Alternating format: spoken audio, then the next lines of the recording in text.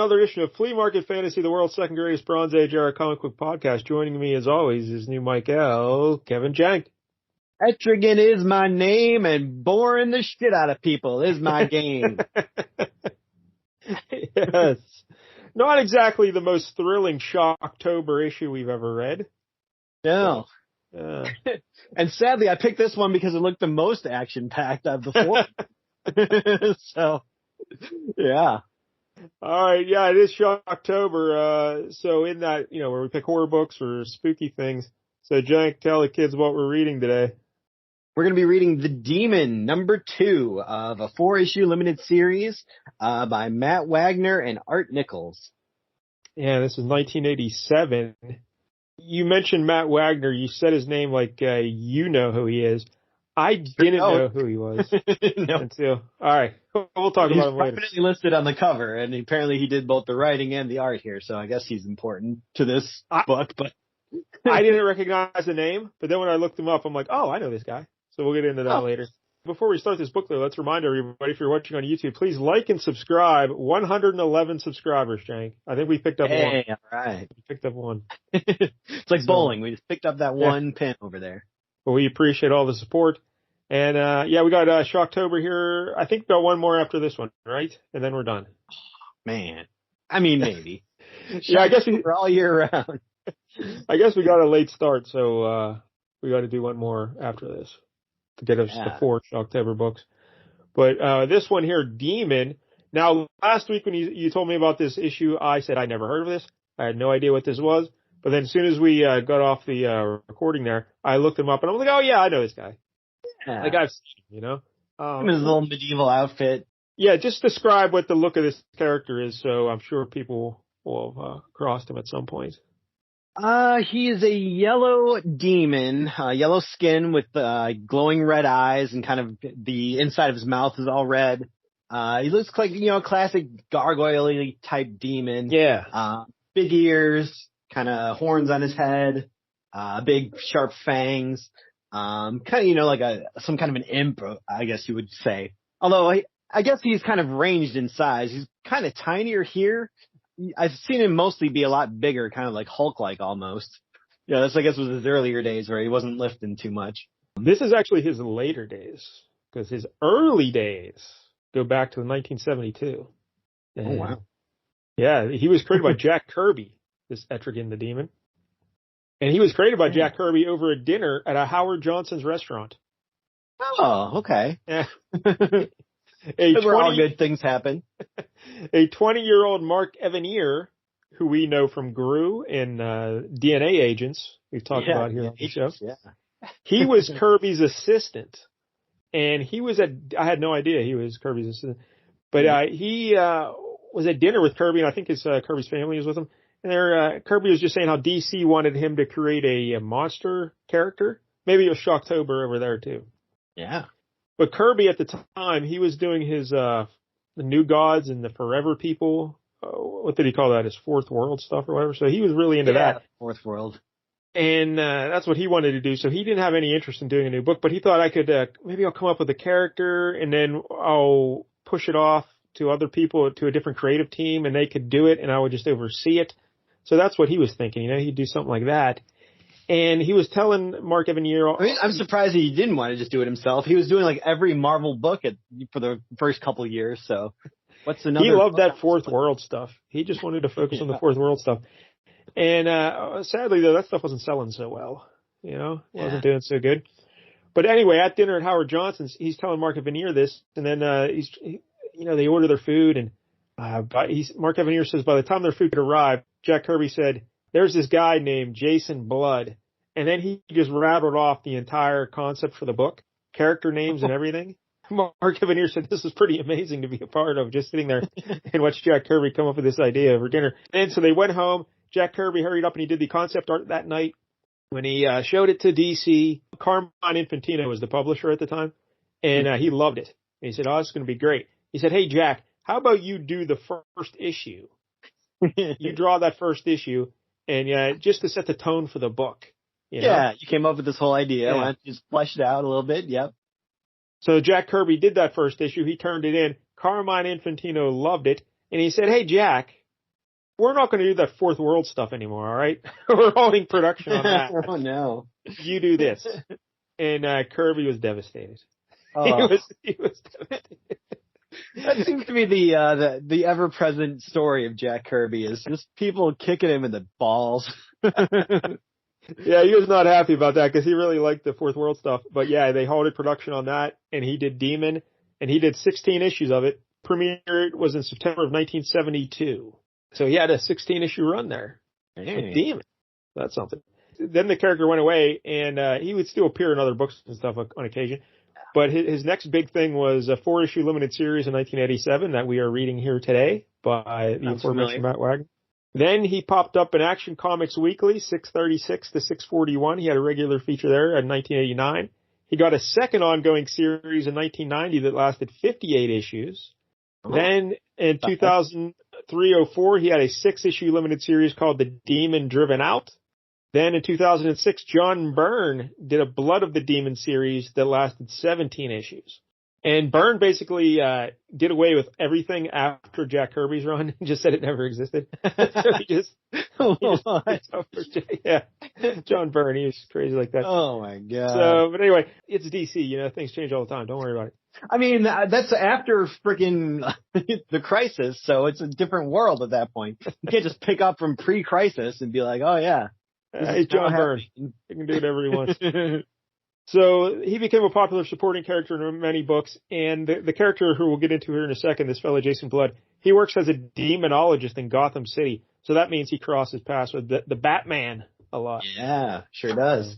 All right, so he who also is this? Played a role in the Kevin Smith Green Arrow run, Quiver. They were trying to figure out how Green Arrow came back to life. I believe Demon was involved there somehow. Etrigan is the son of the demon Belial. And by the way, I should put up a disclaimer here at the beginning.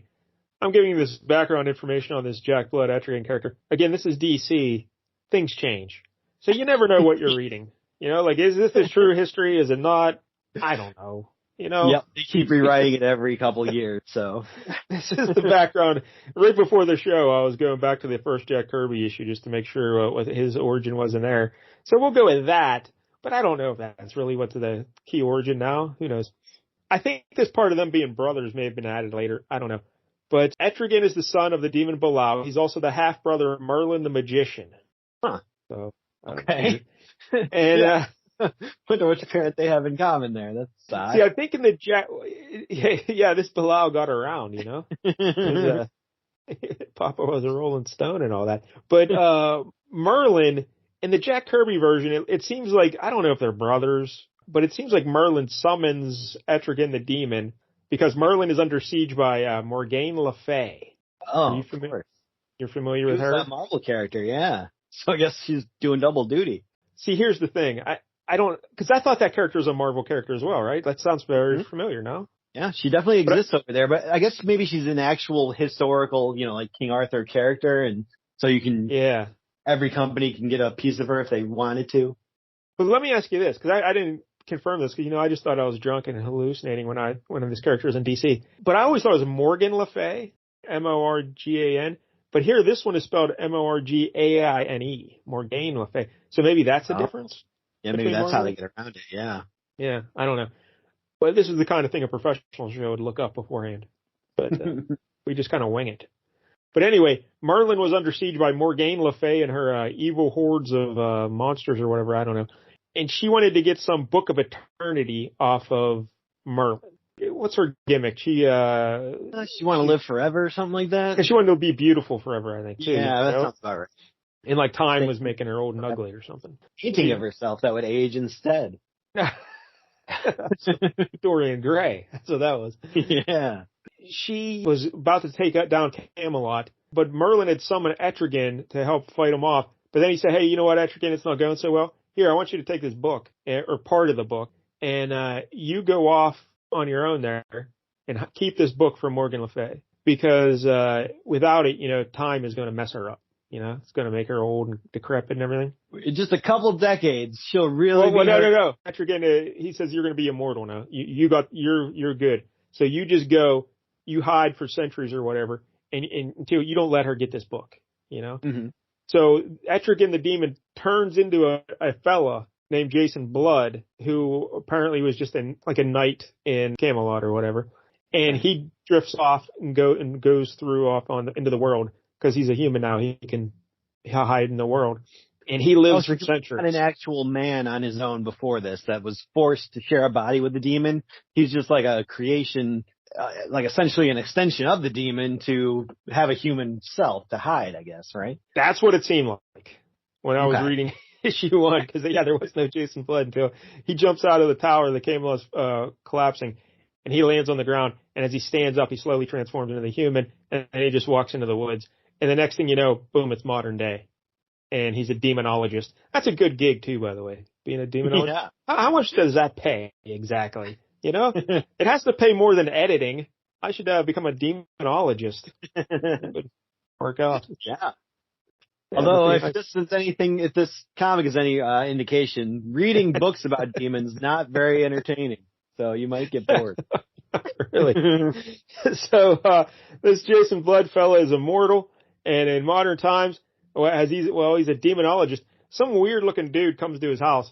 He kind of looks like one of the Easter Island statues, and he gives him a note saying, "Hey, go here." I guess they uncover a crypt of Merlin, and Morgan Le Fay is still alive. She wears this armor, almost like Destro. She has like a metal face on because it like keeps her alive, I guess, or something. Okay. And she takes this metal face off. She's an old lady, wrinkled and everything. But anyway, she's still in modern day, and Jason Blood is going to the crypt of Merlin. And when he goes down there, he reads an inscription on the crypt. And when he reads it aloud, boom, he turns into Etrigan the Demon. And then that's right when Morgan Le Fay's there, she shows up. So then there's going to be a big fight in the next issue. That's how issue 1 ends of the original Demon series. But the mask, she looked a lot like Donna Spear. How dare you? That is ridiculous. All right, for those who don't know, Donna Spear, I can't even remember. Andy Sedaris, the director. Yep.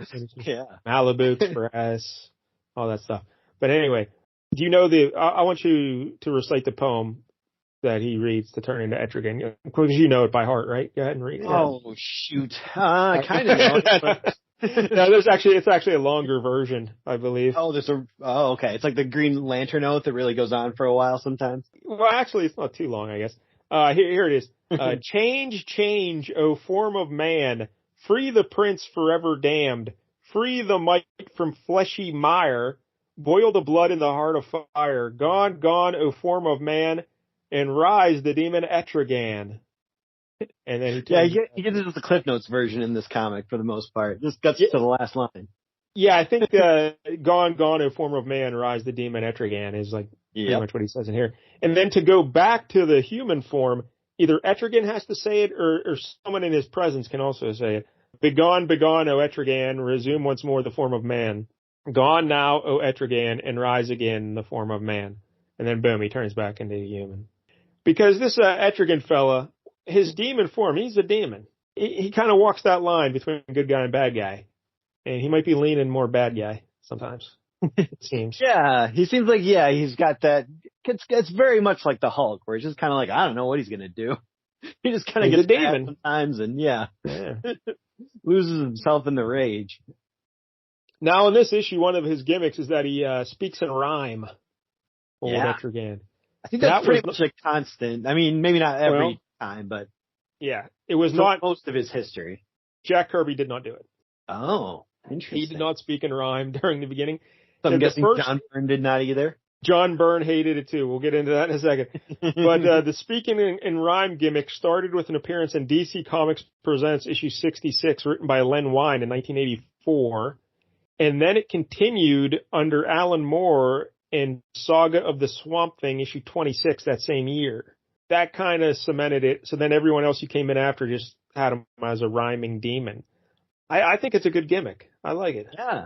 I wonder how they explained it, like in continuity, where they're just like, Jason Blood got him a rhyming thesaurus one year for Christmas and changed his life. A couple ways they explained it. Who's Neil Gaiman in Sandman, because Etrigan pops up in Sandman. And I guess in one of those appearances, Neil Gaiman said that the reason why he became a rhyming demon is because he got a promotion in hell. I don't know. how that would work exactly. To become a boss, you got to rhyme. Yeah, got to start rhyming. Now, you mentioned John Byrne. Yeah, he did not like the rhyming because, again, it wasn't in the original Kirby thing. So he got rid of it in his story, and he said that it was actually a spell cast on Etrigan by Morgane Le Fay to, like, punish him.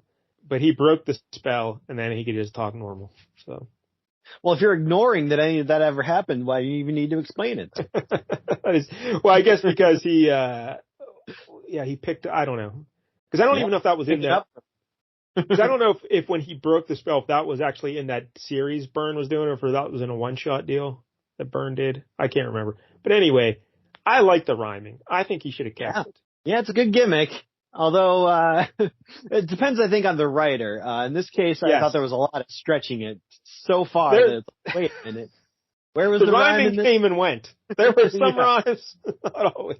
Like, it would be there, but it'd be like, it's like, if you do an entire monologue and then it finally rhymes at the end, it's like, oh, okay. That's not rhyming.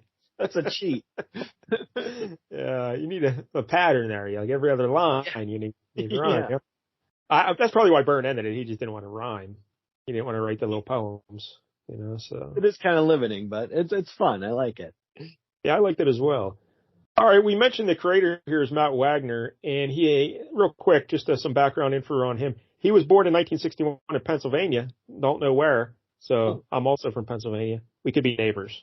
I don't know. Yeah, you don't know geography in there very well, so could be. His first published work was Comico Primer issue 2 in 1982, and that was also the first. Must be what you know him from. No. Well, it is kind of. This was also the first appearance of his character Grendel. Oh, sure. Okay. You've never heard of Grendel? Mm-hmm. Okay, I was going to say, yeah. Yeah. Yeah, because I've heard of Grendel, and growing up, I would always see Grendel places, but I never read any of it. And so when I looked it up, it sounds pretty cool. So we're going to have to read some Grendel, I think. Okay. Yeah, I'm down. Because Grendel, apparently, the character, what's his name? I can't remember his name right now, but we'll call him Jimmy. Anyway, this Jimmy fella, he's a successful author, but he's also an assassin. Uh-oh. It's like he's living your life story right there. And back on tour. And it sounds like it started out as like a noir comic book kind of, and then it evolved from there. So yeah, I'd be very interested in reading that. Right? Sure, I like the costume. Yeah, and he had some crossovers with Batman and stuff over the years, and he was in Dark Horse Comics. Yeah, Comico was a publisher. I had no idea. Have you ever heard of Comico? Never heard of him. Nope. Mm-mm. Yeah. So I think once they went out, he took the Grendel character to Dark Horse, I believe. He's also kind of known for another creator-owned character called Mage. Or at least the book was called Mage. What, you know this? I have heard of Mage, yeah. I think that was pretty successful from what I remember. Isn't he kind of like a balding guy? Like a beard and stuff? I have no idea. No idea. I think you're thinking of Merlin the Magician. I don't know. This is, it started at Comico, and then he did it with Image years later. He brought it back, and that's where it got famous, I guess, with Image. He also did some Batman, including the limited series Batman and the Mad Monk in 2006, 2007. That sounds pretty awesome. I'm hoping Monk is short for monkey, but we can only hope. And then also in 2006, he did Batman and the Monster Men. And he also did a book called Madame Xanadu for Vertigo. And that lasted 29 issues, ending in 2011. And I guess this Madame Xanadu, she's popped up like on one of the DC shows or something. It's like an Arrow situation. I don't know. So she's kind of a known character is what I'm getting at, even though I never heard of her. Did you ever hear of her? I mean, maybe in passing, but not really. I think she has something to do with like the occult and yeah, kind of like a Zatanna mixed with Madame, maybe a little bit. Yeah, maybe. So there you go. But that's Matt Wagner. So he's from Grendel fame. Okay. So he's got some credit. Grendel is very popular. I remember in the 80s, it seems. Because I remember growing up, I'd see it at like the comic book shop and stuff, and it seemed cool. It always had nice covers and stuff. So I'm like, oh, look at Grendel. What order that is. But I had no idea it was a guy who was a writer / assassin. Yeah, I will try not to let this experience sour me on future Matt Wagner projects. You're very bitter about this Etrigan fella. Not too excited about him. All right, well, I guess that's all the background info I have on this. Is there anything you'd like to add, or should we just get right to the cover? Oh, let's get into it. All righty. Certainly an interesting looking cover for sure. Yeah, and this basic template for the cover, this basic format that you'll be describing was used for all 4 issues. Yeah. And just the center image kind of changed, but yeah, describe it for the people. It's pretty cool. It's got the DC logo up there in the top left. A little very tiny box showing the 75 cents. We got a little misprinting here where it says book 4 of 4 by Matt Wagner and Art Nichols, even though this is issue number 2. I swear that Mike L and I have done a previous limited series. I thought it was DC where they had a similar problem. And so I don't know what's going on over there at DC, but figure it out, you know? It's, what do they call them? Micro series? They couldn't figure it out apparently when they had those. Yeah. Was it Mini and Maxi or Micro? Oh yeah, I think that might be Mini and Maxi series. Yeah. Yeah, this is book 2, not book 4. All right. They were a little off on that. Their math wasn't quite right. And then it just says demon. And cool font. I do like the demon font there. It's very cool and jagged and pointy and kind of old looking. It's green with like a yellow border around it, so that's pretty cool. And like the black and the green too. Like it's I don't even know how I'd say a gradient, but it seems like it's not really a gradient, like not a consistent gradient. It seems like the black and the D is kind of in the middle and then the top, and then the others it's on the top more. So. Like it gets thicker and then thins out and thicker and thins out. Like my hairline. And then most of the cover is just kind of this orange and black, like rocky surface. I don't know what's going on back there exactly. It could be an actual picture of something. I don't know. It's hard to tell what exactly is going on back there, but it's just kind of backdrop for then in the middle of the cover, you got a giant circle and there's a yellow circle around it with like red letters. They're kind of like runes or, weird spellcaster symbols essentially. And then inside the circle, we got a picture of Etrigan the Demon. He is jumping around like a little monkey. And, got his big purple cape, his little red costume, and his yellow legs poking out. And little red boots. Yellow hairless legs. That's an interesting cover. But yeah, the big circle thing with the little symbols in it, that's on every cover. And just the main image changes. So, I don't know, I kind of like it. Yeah, the one thing we can read in the little circle is that Demonicus Etrigan is like the only... Oh, there's an Arva as well. I don't know what that means, A-R-V-A. But otherwise, it's just a bunch of symbols. But that's a good-looking cover. I mean... Looks like there's a 69 in there, so that's cool. Hey, down on the bottom, who watches the Watchmen? Yeah. We know when this came out. So, all right, we open up the book, and the splash page... Well, it's not really the splash page. Yeah, it's not a splash page. No, it's got a lot of... It's just the first page. So we get a bunch of horizontal panels trending up and to the right, and then overlaid on top of them are individual panels staggered across the page of a fella with a bunch of needles in his face. Yeah. Now, do you know who that? Not as cool as like Pinhead, but yeah, his needles are coming like pointing like a porcupine's like right near his face, and the needles are touching his skin and stuff. Do you know who this guy is? Apparently, no, I never did understand that from this comic, so I don't know if they did that in the first issue or they make you wait all the way till the end, but is it supposed to be Merlin or something? It is Merlin. That is right. Okay. It's Merlin. And he's being tortured by Belial, his father, I guess. Her brother. No, Belial's his dad, and Etrigan is Merlin's half-brother. Oh, okay. So he's torturing him because he's mad at him for condemning Etrigan to that mortal form for all those years. So he's making him relive this story or something. I don't know. And he's just suspended. His body's like suspended in space with just these needles poking him. And that's, Yep. Poking him right through the lip, which they keep bringing up. Like, oh, what's wrong with your lip? yeah. So, all right, that's what's going on with Merlin in the foreground here. And then in the background, though, we see Jason Blood and, I forget this lady's name. I read this a few days ago. But anyway, this is a lady. Apparently, they met on a blind date. Yeah. Really? And, yeah. I think that's She seems very much to be like a demonology expert in this issue. I think what happened was they had a blind date, and during their date, a demon attacked them or something, and she became so intrigued that she started researching him, and she became obsessed with him.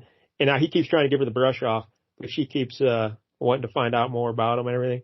So I think that's the situation here. I wish I had that problem with a date ever. Usually they can't get out of there fast enough. Yeah, they fake a phone call and an emergency at home and leave. Yeah. So, but we see, I don't know, these panels in the background. What are we seeing here, Jank? They're at some like island situation, some castle or something. Yeah, I'm guessing in the first issue they must have ventured underground to get this book, and now that they're there, there's a demon that's attacking them, and Etrigan the Demon has to fight it off. And I think this is like, they call it like a strangler or something, maybe? Yeah. Demon, because apparently his arms bend backwards, and he can strangle you from, like, even from behind his own back. Also, his hands are like backwards on his wrists, I guess. Yeah. So it's very weird. Yeah, but if you don't like drawing good anatomy, this is the demon for you. He's also like a yellow demon looking thing. So, I mean, I would have probably made him a different color. Yeah. Because a lot of these panels are just mishmash of yellow. But, maybe mix it up a little. But anyway, the strangler guy's strangling, I don't know what her name is, we'll call her Debbie. And he's choking out Debbie. But then Etrigan the Demon jumps on him. And he starts beating up the strangler demon. And there's a fight. And how does he's got his little tiny Robin booties on. Yeah. Looks very much like some the 60s Batman show. Yeah, this is a pretty terrible costume, right? Yeah. Not very intimidating for a big scary demon guy. Get some big old boots. Yeah. Some booties. Get some Doc Martens. Get something. All right, so yeah, they're fighting. And then eventually old Etrigan, he just gets sick of it. And he just spits a bunch of hellfire out of his mouth. And it sets the other demon on fire and kills that other demon. But unfortunately, though, he propelled the demon back on top of that book that they're looking for. I think this is the immortal book or whatever. I think. Mm-hmm. And so because burned it up. Vulnerable to fire because it burst into flames. And she's like, "Oh no!" Debbie's like, "No, Etrigan, you burned up the book, you dummy." And he's like, "Oh no! Why don't you give us a sampling of Etrigan's dialogue here, just so we can hear the rhyme." This awesome rhyme scheme. The planes higher up, it does certainly seem, breed a decidedly weak-hearted stock. For when shown the flame that inside me does gleam, they show up as the runts of the flock. But pleasantries aside, I say, and on to some matters most pressing. No need to start, no need to sway, no need your sins be confessing. Just rolls off the tongue. Yeah. These are not as bad as some of the later ones where it just really goes on and on before you get to the rhyme. But then right after that be confessing, it's your cause now is mine, fair morsel of meat. Or have you forgot how you got here at all? And then it goes to the next page, and it's like, oh, all right, well, that's not good. Yeah. Oh, yeah, I'll admit your pain does. He does get there eventually. Oh, yeah, I'll admit your pain does sound sweet, but I need your hope, not your cries. We need your truth, not my lies. For hell with none of those that I can recall. So I guess the all rhymes with this recall. But I forgot that all even happened. Because that was four panels ago or something. Like, so I don't even know what's going on. Yeah. Yeah, the rhyming's awesome sometimes, and sometimes, it doesn't really do anything. But anyway, so basically Etrigan's trying to talk to this Debbie here, and he's like, I'm a demon. Quit bossing me around, lady. I'll do what I want to do, And it seems like this whole thing, I'm guessing what they're after is trying to kill Etrigan essentially so that Jason Blood could just be a dude. So I could see why would he care if he burned up the book? Like, this was in his best interest to burn it up. He doesn't want them to succeed. Yeah, but then they talk and get used to that because there's a lot of talking in this book. Yeah, sure is. A lot of talking and a lot of reading. A lot of talking. But eventually he turns back into the man, Jason Blood. And she tells him, hey, the book's on fire over there. See that book? It's on fire. That's what we were supposed to get? Yep. Apparently her name is Glenda. He's like, I'm okay, Glenda. What happened? He burned up the book there, big guy. And thankfully, there's another copy of the book. Yeah. Wow. One more. That was lucky. That was lucky. So, yeah, I don't know if you need that. I don't like that at all. Just from a storytelling perspective, I don't like the fact that there's another copy of the book. And it's strange that he's like, oh, you put it in the most opposite place you could have, when it seems like it was like 3 feet away. Like they got there in like one panel, so it doesn't seem like it was that far away. Other than the one was underground and this one's up above ground in a museum, but it seems like it's in the same town. So, don't they have to go to a different country or something? I think. I don't know. Well, he says this is the British Museum, but I assume they're in Britain because there's no like, oh, let's get on an airplane or anything like that. Yeah, like it's from one panel to the next, so there's no journey involved at all. But this whole thing, they meet with the museum director or whatever, and they're like, hey, we're looking for this book. And he's like, hey, we don't got that book. It's not here. And Jason Blood's like, no, I know it's here. Esteemed demonologist, but come on. We don't have it. And he's like, nah, I got a source, and they told me that book is here. And I'm like, nope, don't got it. And he's like, hey, who knows, maybe it burned up in a fire or something over the years, but we don't have it. So, sorry, buddy. And then old Jason Blood says, nah, I know that book's here, and we're going to get it here tonight. And Glenda's like, hey, I don't want to break into a museum. And he says, no, I'm talking me and Etrigan, not you, dummy. And so, he's going to break in at night. So then we get this really thrilling break-in scene where a lot of obstacles come into the hero's path. He has to use his wits and his cunning to get around them to find out no, none of that happens. He just shows up, spits some blood into an air vent, and there's the book. Yep. Apparently, what's the point of any of this? Just like that, so Etrigan can see through whatever mystical illusions there are guarding this book. So he's just like, just spit this blood at this thing, and you'll make a hole, and then you can grab the book. That happens to be just behind this tiny hole that you made. But, like, what's the point of any of this? Why not just have the guy say, oh, yeah, we got the book. It's right over there. Go look at it. I mean, like, there's no... You got to stretch this book out. I guess. Like, there's nothing there. Long. Yeah, I mean, it was kind of cool, I guess, seeing him spit blood at the wall and make a little hole, but it's not a thrilling adventure, that's for damn sure. Well, let me, here's a writing tip, again, for the kids out there. If you want to know how to plot something, what you want to do, here's a little trick. You have your hero or your protagonist have a plan, This is what's going to happen. And then you have that plan go horribly wrong. Yep. And then you just, they have to keep, cause and effect changes things. But here, he had a plan. It worked very easily. They got the book. So, all right. There you go. But I'm sure it's going to lead to exciting things now that they have this book. Yeah, there's probably going to be all kinds of... No, they just sit down and talk about it for the next 10 They just literally read it for like the next, 6 hours. Spend reading this book. And boy, I mean, if you thought Etrigan's like flowery prose was a lot, like this book is full of it too. So they're not. At least Etrigan rhymes. This Jason Blood, he doesn't rhyme at all. All right, so they're reading it now. She comes up with an idea though. She's got some rock or something, and she can hold it up. And I guess their idea is to change him into Etrigan only part way, so they can ask Etrigan questions without him taking over Jason Blood. So. Because she doesn't want to deal with Etrigan, But if they can just get him up to the surface, of consciousness and ask him questions and then send him back down or something. Yeah. I don't know. Although I don't know why he would be any more likely to answer them in that form than he would in his actual form. And can't, I was going to say, can't she just recite the little thing to put him back into being Etrigan? But who knows? Right. That could have changed over the years as well. Maybe that was true in the Jack Kirby days, but not in this days. I don't know. But anyway. So they try to do this, and Etrigan's going to pop out of Jason Blood, but she holds up this rock, and she says, hold it. And then we get like 2 or 3 pages of them struggling to keep him contained.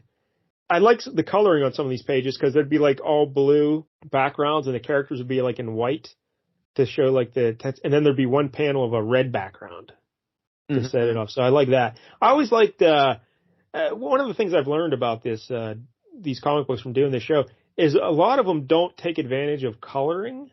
Like a lot of the coloring in books is pretty basic. So who's that lady? Who's that famous lady? Marie Severin. Marie Severin, yeah. Where she did the Claws of the Cat. And that book was spectacular for the coloring on there. And then anytime she did a book, we did a few others where she colored. It's always nice. So I like this with the blue background and the red. Also, you know what I really like? You could see how this would be a cool like sequence in a horror movie. Like this would look pretty cool, I'm sure.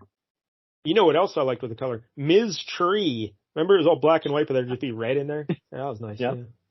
All right. Remember it won a lot of awards. I do love myself some Ms. Tree. So, all right, they keep Etrigan from popping out of Jason Blood there or whatever. And but Jason Blood is now spent, and he's fallen. And they didn't really learn anything from that either, did they? No, he literally says nothing of any. I mean, they don't even. I don't think she gets one question asked, let alone answered. It was pretty much pointless. Yeah, it was like 4 pages of them struggling, but nothing happens. All right. Again, like not how I would want to plot it, but all right, whatever. Hey, Matt Wagner, you do you, buddy. You do you. All right, so Jason Blood's passed out, and she's Glenda's there. She's trying to think what they're going to do next, you know. So she goes and stands next to a mirror or something. Or no, a demon comes out of a mirror. This time she's standing by the window at this point, and a demon comes out of the mirror kind of behind her, and just grabs her from behind and like, whacks her into the glass, I guess. Yeah, he grabs her by the face. And I think the wall just smashed her head into the plaster there. And he's just still palming her face. And she's struggling. And she knows the demon wants to get the book, you know? So the demon's reaching over for the book. Then the demon just turns and slaps her, knocks her out. And puts her over his shoulder. And he's going to make away with the book. But Jason Blood wakes up. And he says his little poem, "O form of man, and rise, the demon, Etrigan." And then he turns it, and again, even that takes 2 pages. And, and he jumps. This book gets a lot of time on transformations. So this book not tastes the best, but the demon he's in his demon form, and he hops over and he punches he claws the demon in the back. Very spry, yeah. A lot of jumping. And the demon, it's his little booties. And then demon drops Glenda there, and then the demon and Etrigan fight. Dilophosaurus of demons, apparently, because he's a spitter. Like, spits like acidic bile, apparently. Yeah, and the way this is told here it's kind of weird, but Etrigan tackles the demon, is just doing ground and pound on him. But this could have been told more clearly, I would say. Because we just see the back of Etrigan in the distance, like, tackling him. But you don't even see the demon in that panel being tackled or anything, you know? You just see Etrigan's cape and his legs. Oh, yeah. Yeah. And then you just... maniacally. Yeah, and then we see Glenn in the foreground, and he's in the background with his hand raised, like he's beating something up, but we don't see it, you know? So while she's, like, recoiling from the horror of Etrigan going in on this demon, another little demon reaches out of that same mirror and grabs her and yanks her through the mirror. Yep. It looks a lot like that scene in Ghostbusters where Dana's, like, in the chair and the hands just start coming out and grabbing her. It's more than one demon. All kind of demon hands are wrapping her up. And she gets yanked through the mirror. Then Etrigan, he's finally done beating the hell out of that other demon. And he murdered him, you know. And then he turns around. Oh, Glenda's gone. Oh, well. And he turns back into Jason Blood. And he looks on the mirror. And what does it say on the mirror, Jack? I think it must have been Etrigan wrote in this note because it rhymes. And it says, "And thus she is a most unwilling guest of he of the book which you did quest." And then he just says Belial. Even though he doesn't really care about her at all, and she's just kind of like stalking him, apparently. Yeah, I don't know if Etrigan made that little message or if that's Belial. Having a joke. Yeah, I think he's having a little rib at him there. But, so they're to be continued. That's how the book ends. So we get some excitement there at the end, you know? Glenda kidnapped. And, yeah. Guess it's good when you're halfway through the limited series to finally have something happen. Yeah, this is interesting here. The writing, we mentioned the plot problems and the pacing. The actual like dialogue and stuff was fine. I think it wasn't too bad. It was okay. I like the rhyming gimmick. That was cool for the most part. Yep. Sometimes it works pretty good. Sometimes, Maybe you should have got like Vanilla Ice to write this book or something.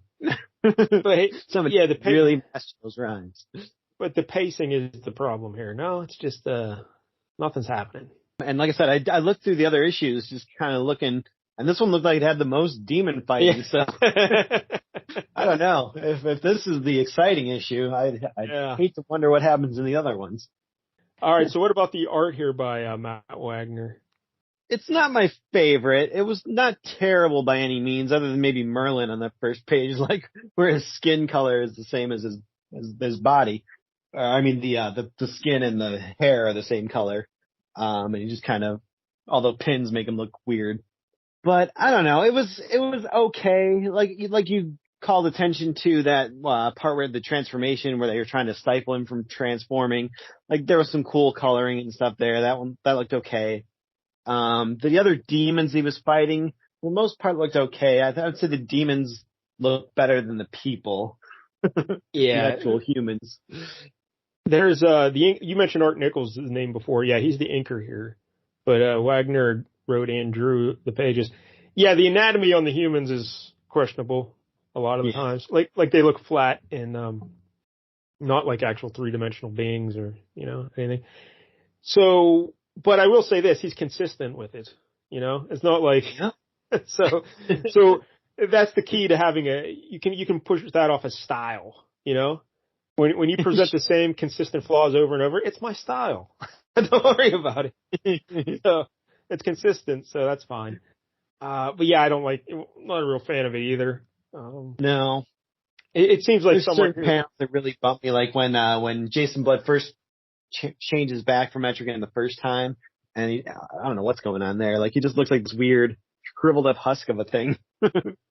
Yeah, it gives me the impression of a young artist, and I think he would have been like 25 here or so, and his history was in like those smaller publications and stuff until this, so he's still probably cutting his teeth on things, But I liked a lot of the inking, I think, because sometimes there'd be a few panels with Etrigan, or they'd be really heavy blacks, like to set the mood and everything. So that's kind of cool. But overall, not a huge fan of the art either. It's fine, but it's something I'd want to read again. Like if this art is in another book, I'm like, I've got to go get that. No, I'm good. No, or fine. So yeah. So, but not spectacular by any stretch of the imagination. I don't know, man. So I probably would have liked reading more of the Kirby Etrigan, maybe. Yeah, I mean, you wouldn't have had the rhymes, so I guess that's a drawback. So I don't know, where are we coming down here on more stuff? I feel like if this character was in Swamp Thing and Alan Moore was writing, this seems up his alley, like weird sex magic and shit. Like he's probably doing all kind of crazy stuff with the demon, so he should be the one writing this book, probably. I kind of like the idea of a guy who he swaps places with a demon, basically, and.